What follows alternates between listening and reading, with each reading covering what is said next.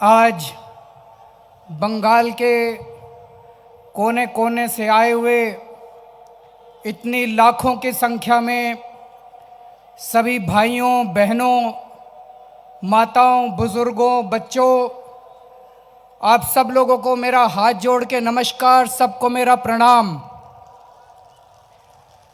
पूरे देश के कोने कोने से आए हुए कई पार्टियों के नेतागण जो स्टेज पे बैठे हुए हैं, उन सब लोगों को भी मेरा हाथ जोड़ के नमस्कार, सबको मेरा प्रणाम। दोस्तों, मैं समझता हूं कि आज भारत की राजनीति में एक बेहद महत्वपूर्ण और ऐतिहासिक दिन है। पिछले 5 साल में नरेंद्र मोदी जी और अमित शाह जी की जोड़ी ने इस देश का बेड़ा गर्क कर दिया, इस देश का कबाड़ा कर दिया। आज इस देश की जनता मोदी जी और अमित शाह जी की जोड़ी से बुरी तरह से परेशान हो चुकी है। आज देश का युवा परेशान है। आज इस देश का युवा दर दर की ठोकरें खा रहा है, उसके पास नौकरी नहीं है। मोदी जी ने धोखा दे के, झूठ बोल के देश के युवाओं से वोट लिया था कि मैं तुमको इतने करोड़ नौकरियां दूंगा। आज नौकरियां देना तो दूर, मोदी जी की नोटबंदी की स्कीम की वजह से 1.25 करोड़ नौकरियां देश के अंदर खत्म हो गई हैं। आज देश के किसान दर दर की ठोकरें खा रहे हैं। भारतीय जनता पार्टी से देश के किसान बहुत गुस्सा हैं। किसान आत्महत्या कर रहे हैं, किसानों की फसलें बर्बाद होती है तो मोदी जी और अमित शाह उनको इंश्योरेंस कंपनियों के हवाले कर देते हैं। किसान की फसल बर्बाद होती है तो किसान को कहते हैं जाके इंश्योरेंस कंपनी से पैसा ले लो। और इंश्योरेंस कंपनियां किसकी हैं? मोदी जी के दोस्तों की हैं इंश्योरेंस कंपनियां। किसान जब इंश्योरेंस कंपनी के पास जाता है उसको कोई पैसा नहीं मिलता। आज किस इंश्योरेंस कंपनियां हजारों करोड़ रुपए का मुनाफा कमा चुकी है और किसान को 1 पैसे का मुआवजा नहीं मिलता। आज इस देश की महिलाएं दुखी हैं। बीजेपी की नेता महिलाओं को सोशल मीडिया पे गंदी गंदी गालियां देते हैं और मुझे शर्म आती है कहते हुए, मेरे देश का प्रधानमंत्री उन गाली देने वालों को फॉलो करता है ट्विटर पे। शर्म आती है मुझे कहते हुए कि मेरे देश का प्रधानमंत्री ऐसे लोगों को ट्विटर पे फॉलो करता है जो लोग हमारे देश की महिलाओं को गालियां देते हैं। आज इस देश के दलित दुखी हैं। पूरे देश के दलितों के ऊपर अत्याचार हो रहा है। जगह जगह दलितों को मॉब लिंचिंग में मारा जा रहा है। आज इस देश के मुसलमान दुखी हैं जिनके ऊपर जगह जगह अत्याचार किया जा रहा है। दोस्तों, पिछले 70 साल से जब से देश आजाद हुआ है, इस देश को कमजोर करने के लिए ढेर सारी ताकतों ने पूरी कोशिश की। पिछले 70 साल में पाकिस्तान का सपना था कि किसी भी तरह इस देश के टुकड़े करो, इस देश को बांटो। 70 साल में जो पाकिस्तान नहीं कर पाया, 5 साल के अंदर मोदी और अमित शाह ने करके दिखा दिया। दोस्तों, 5 साल के अंदर मोदी और अमित शाह ने इस देश के लोगों के अंदर जहर भर दिया।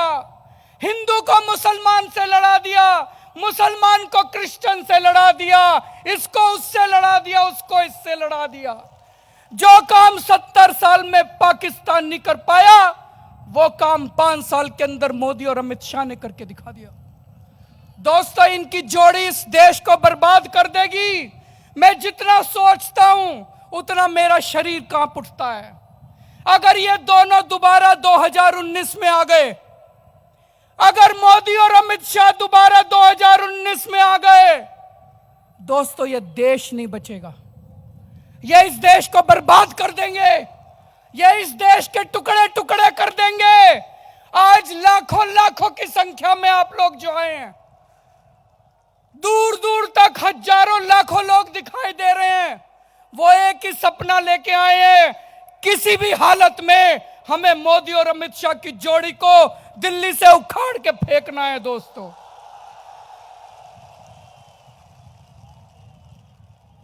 अभी थोड़े दिन पहले अमित शाह ने एक रैली में बोला था कि अगर 2019 के अंदर भाजपा की सरकार बन गई तो 2050 तक भाजपा को कोई नहीं हरा सकता। अमित शाह ने ऐसा क्यों बोला था? उन लोगों के इरादे बड़े खराब हैं, उन लोगों के इरादे खतरनाक हैं। अगर मोदी और अमित शाह की जोड़ी 2019 में दोबारा बन गई, दोस्तों ये संविधान बदल देंगे, इस देश में चुनाव बंद करा देंगे। 1931 में हिटलर जर्मनी का चांसलर बना था। जब हिटलर और जर्मनी का चांसलर बना 1931 में, कुछ महीनों के अंदर उसने देश का संविधान बदल दिया, उसने चुनाव खत्म कर दिए, और जब तक हिटलर मरा नहीं वो जर्मनी का चांसलर रहा। जो हिटलर ने किया था, मोदी और अमित शाह की वही मंशा है। वो इस देश का संविधान बदलना चाहते हैं, वो इस देश से लोकशाही खत्म करना चाहते हैं, वो इस देश से जनतंत्र खत्म करना चाहते हैं। दोस्तों, कुछ भी करो, 2019 में इनकी जोड़ी को दोबारा सत्ता में मत आने देना। मुझे कई लोग पूछते हैं, अगर मोदी नहीं तो प्रधानमंत्री कौन बनेगा? मैं उनको कहना चाहता हूं, 2019 का चुनाव प्रधानमंत्री बनाने का चुनाव नहीं है। 2019 का चुनाव मोदी और अमित शाह को भगाने का चुनाव है।